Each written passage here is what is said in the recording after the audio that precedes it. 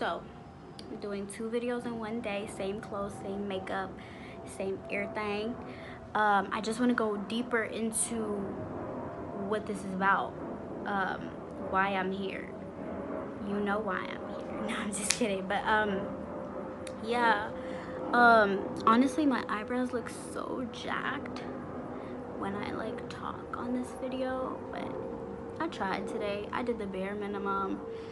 I mean, the bare minimum. Like, I didn't contour, I didn't highlight. This is just foundation. Eyebrows done. Blue mascara.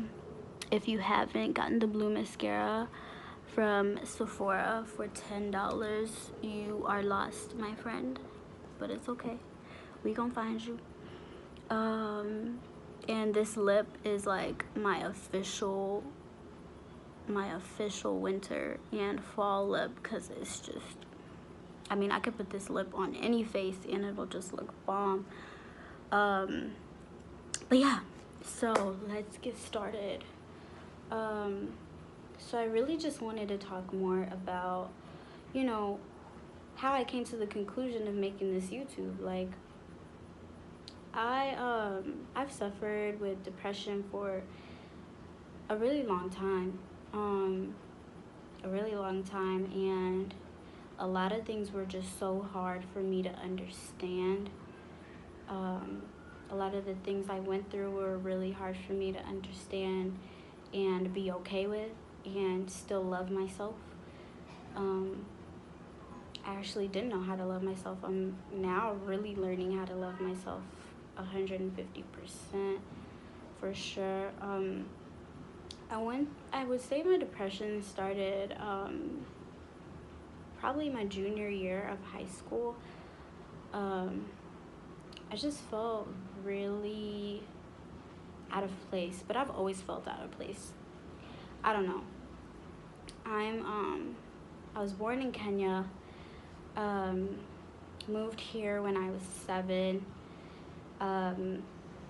We moved to Wichita for a year, and that was my first place I lived in America for a year. Then I went back to Kenya for a year. Shortly after that, I moved back to America, and then we moved to Dallas. Then I started 2nd grade in Dallas. So yeah, I don't know. Once we moved to Dallas, it was cool. You know, it's very, I always say Dallas is just like, it's so real. And I'm talking about North Dallas. A lot of people aren't like artificial there. They're not bougie. They're far from bougie. Very down to earth, very cultured people, to say the least. But I went from 2nd grade to all the way to 5th grade in North Dallas. Met one of my best friends there. She's still my best friend to this day. Shout out to Melissa. So yeah, so after the 5th grade, I moved to Plano, and I lived towards West Plano, kind of, because I was supposed to go to Plano West once I left middle school. But I went to middle school in Plano from 6th to 7th grade. Then I moved to Frisco. And the craziest thing is, when I moved to Frisco, I was in Kenya for like my 13th birthday. And it was the greatest thing. Like, I was there for the summer, but then when we moved back, we just moved straight to Frisco. I mean, my parents had just like built a house in Frisco, so I didn't know anyone here. I didn't know how the Frisco dynamic works. I don't know. And the thing is, like, when I moved here, everybody had like went to elementary together. Almost everybody knew each other. They went to middle school together. So it was kind of just like, I came into the 8th grade, and it's kind of just like I was just like walking into this whole new environment, and I don't know nobody knows me, nobody wants to get to know me because they already have their little groups and stuff like that. I mean, it wasn't bad. Plano, I actually got bullied in Plano, and I think it was 6th or 7th. I was only there for 6th and 7th, but I got bullied. But then my bullier actually ended up becoming a family friend. Long story. But it definitely made me more guarded. So when I got to Frisco in 8th grade, I was super shy. I didn't want to talk to anybody really. I didn't want to try to get into any of the cliques because I was like, they've already established their own friends. I'm just like coming in, little old me, you know, awkward stage, all that good stuff. So I made a few friends here and there. Thankfully, there were like 2 people who moved to Frisco as soon as I moved in. They ended up becoming my best friends till like senior year. Senior year is when everything just bye. You gotta go. But so I yeah, so I kind of started getting depressed in my junior year, which is crazy because you would think I'd get depressed in my 8th grade year. But no, I was chilling. I felt awkward, but I wasn't like depressed or anything. Junior year was like a really weird year. I don't even know. Like, I think I was just going through the stage of like the fact that I was getting to know myself as much as you could in high school. I knew myself. I've always been really aware of myself for sure though, because I've always known that I'm not into what most of the people do in Frisco. I'm not into what most people do in Frisco. And it was just always awkward. And I wouldn't say it was always awkward because now it just sounds like fake that I was like friends with all these people. But it was awkward knowing that I'm nothing like those people, yet I have to be a certain way around them. So living that life was kind of just like not knowing self fully was frustrating. And then on top of that, I have physics, and physics was just horrible, and I was about to fail. And he was talking about some, oh, I'll see you next year because you're not about to pass my class. I said, sir, you got the wrong one. But my junior year is actually when I started smoking. Not cigarettes, but trees, if you know what I mean. So I started smoking in junior year, and that's kind of what like started to suppress those feelings of feeling outside even though I'm inside. Because I had plenty of friends by junior year. I had friends, you know, but I still felt like I don't belong only because I was so strong-minded in my beliefs, and my friends were kind of just doing things that like weren't in my interest, I guess you would say. So I was just kind of like, do I keep pretending that I'm this person with them, or do I just be me and not have friends, you know? And it's really tough because you want to have friends in high school. You want to be at the parties together. You want to be at the restaurants together. You want to do those things together. So what I did was just,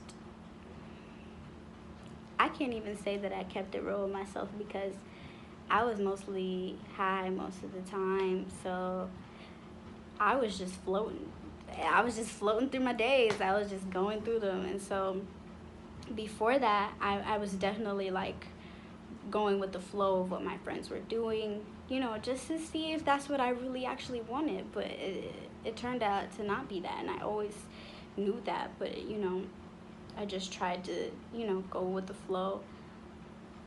But after junior year, I was literally just floating through the next 2 years. And so I was really also frustrated with a lot of things that were going on at home. I am an African child, so I had a lot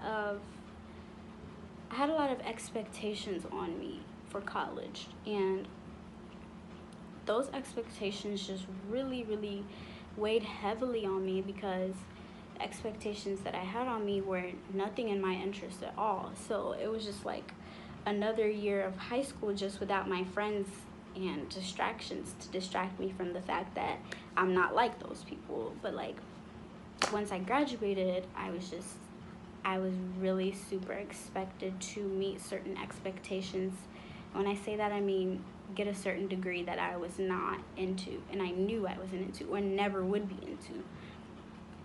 And it really brought me down, and I really just got so frustrated at my parents because I was just like, how could you try to force me into something that does not interest me and not support me in the things that do interest me?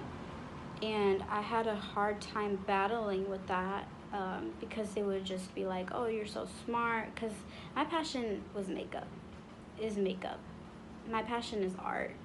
You know, any type of form of art is just beautiful to me, whether it's fashion, whether it's makeup, whether it's hair, whatever. It's all just really beautiful to me. So I was just like, you know, that's what I want to do. But as an African child, honey, if you ain't a doctor, a lawyer,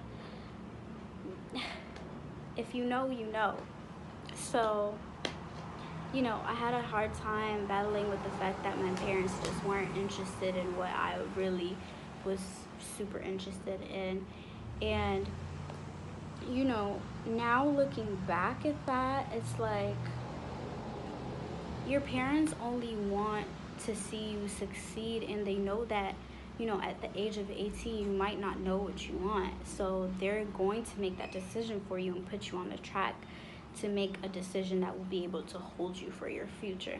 Back then I wouldn't have been able to tell you this now, but now I'm able to tell y'all that because it's just like some of us are still frustrated with the fact that we're doing a degree that's not for us or for our future.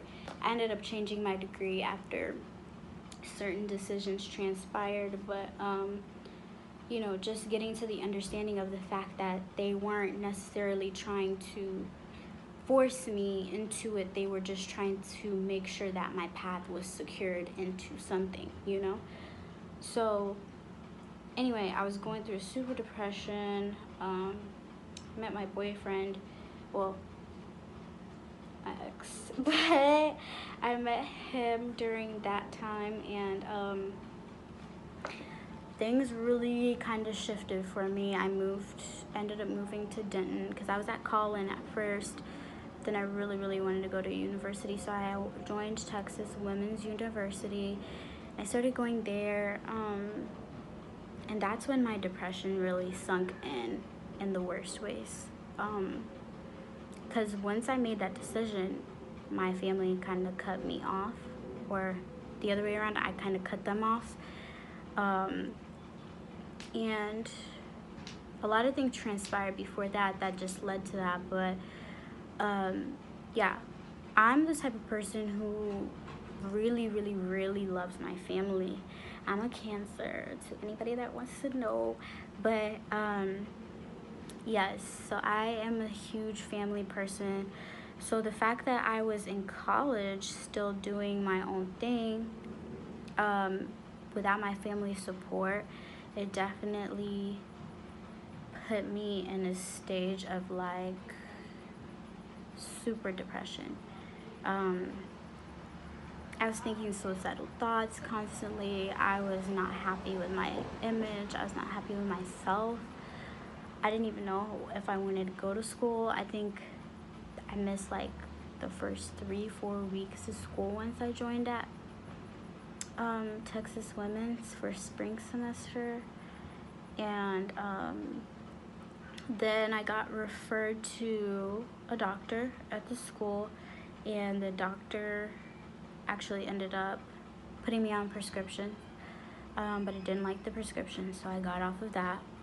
And then she ended up recommending me to a therapist, and that was my turning point, my therapist. By this time I believe I was in my second semester of freshman year, yes. So when that happened, it was a super huge turning point to even talk to anybody about the feelings that I have constantly, the dark thoughts that I have constantly, because it was crazy. Like, I wasn't myself. I was the darkest me I could ever be. I was just really, really going through it. And my therapist really opened up something that's super simple, but it might not be simple to a lot of people who don't have parents who are very welcoming of like emotions. And that's usually really common in the African community. Like, we don't talk about our feelings. We don't talk about the things that hurt us. You kind of just have to get over it. You kind of just have to move on. And it's expected of us. And you can't complain about it. You just have to do it and move on. So, I mean, my mom was raised like that. Her mom was raised like that. Her mom's mom was raised like that. It's a generational thing in the African community, and that's partially why I'm doing this, because that's not okay. And my therapist made sure she let me know that. The first thing she said was, because I never used to cry in front of people either. So she was like, I see when you're talking that you want to cry, but you're not crying. Why is that? And I was just like, because we're not allowed to do that. Like, if you do that, you got to do it in private or not at all. So she was like, that's not okay. And I was like, what do you mean that's not okay? Like, you either cry in private or you just move on. And she's like, you need to let that emotion out. You can't let those emotions keep building up. You can't let those hinder you from speaking about the things that hurt you, or speaking about the things that you want to speak about. She was just like, keeping all those emotions in and then like bursting is like holding, one of those little like play balls at the pool. It's like holding that ball down in the pool, and then what happens to it? It ends up shooting up and just bursting out. Once you're done holding it, you can't hold it down forever. And that's the same thing with your feelings. You can't hold those feelings down forever and not expect it to shoot up and shoot out at the wrong time to the wrong people. And that was just like, for me, because it was just like, yes, I definitely have my outbursts, to where like I burst out on someone because of the emotions that I've been holding in for so long. And that's when, that's when I moved out. I moved to Denton. Those were one of those things. I was holding on so many emotions that I went through in high school, and the fact that my parents just don't want me to be in this certain profession. And once it came to it, I burst out, and it wasn't pretty. And me and my mom really got into it. We really got into it. That's why I ended up moving, starting my own career or my own education over there. And she just was like, those outbursts, they come from you holding in so much at a time, and you can't hold it in, and you can't keep doing that, because then it makes you move backwards. It keeps you from moving forward, and it keeps you from understanding what's actually bothering you, and you become this angry person, and you internalize this anger. And I was just like, you onto something. You really onto something. And so that was my huge turning point, just knowing the fact that, those things that you're going through, you need to talk to somebody about it.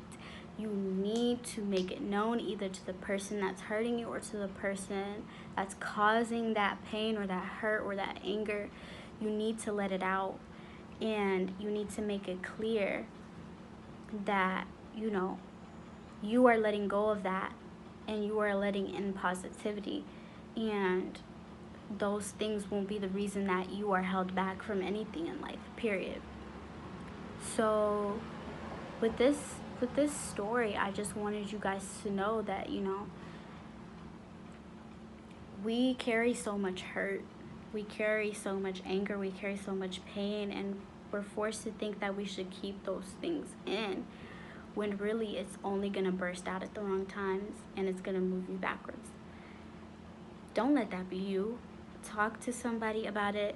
If you don't have anybody to talk to about it, talk to God about it. Find an outlet, even if it just means writing it down, typing it out, any types of outlets that let you express that internalized anger, that internalized hurt, that internalized pain. Let it out and let it go. Do not hold on to those things. Do not hold on to that anger, because it's only going to hurt you, and then everybody's going to be looking at you crazy like, why are you bursting out on me? Why couldn't you just say what you needed to say in the first place, you know? And it's just a learning process, because some of us are so used to keeping all that emotion internalized that it may be hard to speak about it or let it out. But I promise you, that is one of the first biggest steps of finding peace, finding your peace, finding the light within all that darkness that you're living in. Because all these thoughts that I was thinking about were all caused by the fact that I wasn't ready to let out those emotions that I was going through, and I didn't think that it was necessary to let out those emotions that I was going through. But it's super necessary. If you have a trusted friend, go to them. If you trust your parents, go to them.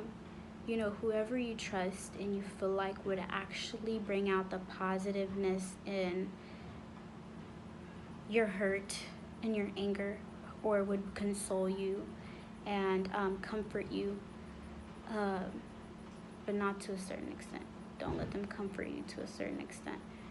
Just know that doing that, holding that in, is a bad habit, and you got to get rid of all the bad habits to move forward in life. This is the number one.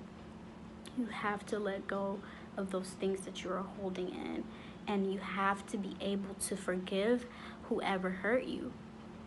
Once you let that go, I mean, let it go. Like, don't look back on it. Don't bring it back up and make it your crutch to go to as to why you can be this angry person, why you can be this hurt person. Because then it's just like, why even let it out, or why even speak about it if all you're going to do is let it bring you down even more, you know? When you let that out, be sure that you are ready to let it go, and just, I mean, you have to forgive and forget, literally. And forgetting isn't easy, but forgiving is something you have to do, especially if you want God to forgive you. If you don't forgive others for what they've done to you, or what you think they've done to you, how do you expect God to forgive you for what you've done and what you've done to others, you know? How do you expect to be forgiven when you can't forgive? So make sure once you let that hurt, anger, sadness, whatever it is, go, let it go for good, and let it be gone. And that's all I have to say for today. I hope this really helped you guys understand that I am here for you. There's someone who's going to be there for you, and you don't have to keep it in.